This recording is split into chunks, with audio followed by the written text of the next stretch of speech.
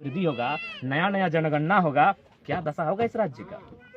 नहीं, आज ठीक है, जनगणना को मानना होगा।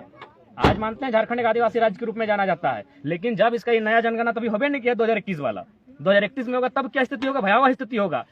1931 में क्या स्थिति था, 7% झारखंडी था, लगभग हमको लगता है 60 से 70% केवल आदिवासी था।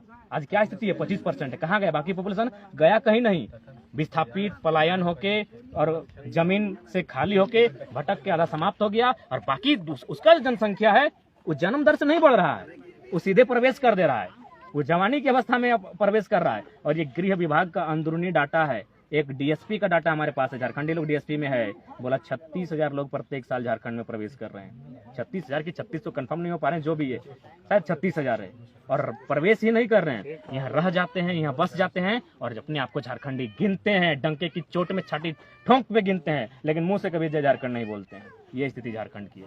इसीलिए हमारी लड़ाई कहीं गलत नहीं है, हमारी लड़ाई टू द पॉइंट है। अगर आज हमारी लड़ाई को झारखंड की सरकार, झारखंड के लोग नहीं समझते हैं, तो जिस प्रकार असुरी जनजाति खत्म हो गई, आज हमारे गांव के बगल में बिरहोर समाज के लोग रहते हैं काफी कम संख्या में, हमको लगता है पता नहीं एक भी ग्रेजुएट है कि नहीं, अगर है तो हमारी शुभकामनाएं। क्या स्थिति है, क्योंकि वो जो बाढ़ आ रही है, वो जो वे लोग हमसे एजुकेशन में बेहतर है, हमसे इकोनॉमी में बेहतर है, हमसे रिस्क लेने में बेहतर है, उनके सामने हमारे जो आदिवासी माइंडसेट के लोग हैं, भले वो ओबीसी का ही झारखंड का है, लेकिन उसका माइंडसेट आदिवासी का है, वे लोग उनसे जो यूपी बिहार गुजरात जो मतलब विकसित जगहों से हमारे सामने आकर बैठेंगे, हमसे जब एक ही सर्किल में आकर कंपटीशन करेंगे, हम मुकाबला नहीं कर पाएंगे। और फाइनली असुरी जनजाति समाप्ति की ओर है, शायद हमको लगता है समाप्त हो ही गई होगी। बिरहरिया, बिरजिया, आपका पहाड़िया, आज क्या स्थिति है, क्या स्थिति है इन जनजातियों की।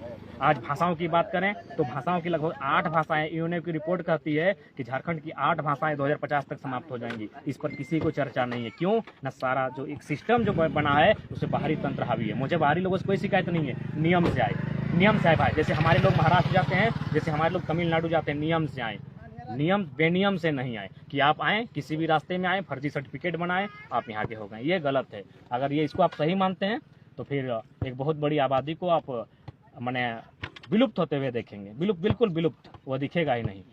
ये मेरा अनुमान नहीं, ये मेरी सच्चाई है। मैं 20 साल के भविष्य को बता रहा हूँ। आप यहीं बेलटन जाइए ना, हमारा एक भाई का शादी हुआ था 2004 या 5 के आसपास में, वहाँ पुटुस गजाड़ था। आज जाके देखिए, हमको लगता है सैकड़ों बड़ी बड़ी इमारतें हैं, 0 झारखंडी का है, सैकड़ों बाहरी लोगों का है।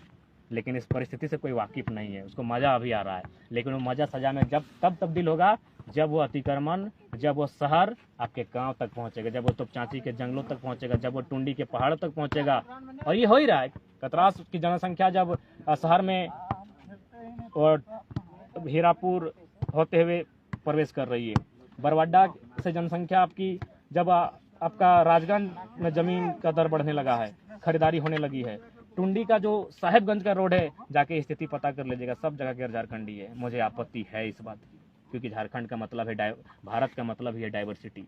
आप किसी की डाइवर्सिटी को यूनिटी के नाम पे डाइवर्सिटी खत्म नहीं कर सकते हैं, नहीं तो बहुत सारे लोग खत्म हो जाएंगे। और ये सरकार और यहाँ के ब्यूरोक्रेट्स मिलकर ये काम कर रहे हैं। और झारखंड को बर्बाद करने के पीछे इनकी मंशा यही थी कि ये खनिज संपदा का राज्य था। अगर ये राज्य यहाँ अगर कोई खनिज संपदा नहीं होती तो ये लोग यहाँ देखने नहीं आते, हुलकने नहीं आते हमारी भाषा में। लेकिन आज ये दुर्भाग्य है हमारा। बहुत बहुत धन्यवाद जयराम दा के।